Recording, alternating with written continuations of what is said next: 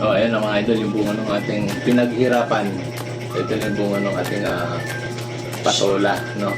So, nabigyan ko na yung iba dyan ng patola. Ito naman, ibibigyan natin sa ibang kapitbahay, no? Yung iba, uulamin. Ibigyan natin sa bordado ng kwan. Tapos ito naman yung bunga ng, bulaklak. So, ginawa ko na rin maliit kasi hindi na ito lalaki mga idol. Sira na ito. So, ayan yung bulaklak na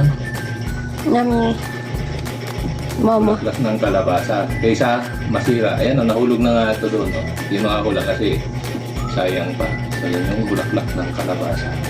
Nakuhanan na natin din ito ng bulaklak ng kalabasa. Nakulaman na rin na. Ito mapait ito mga idol.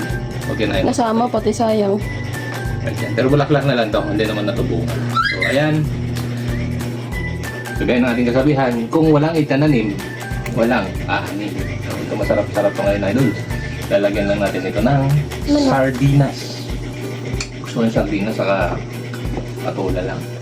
Sardinas saka patola. Ako lang yung panlang, bulang lang, asin, sibuyas, bawang lang, pakuluan. Tapos yun na. Tapos may dahon ng moringa.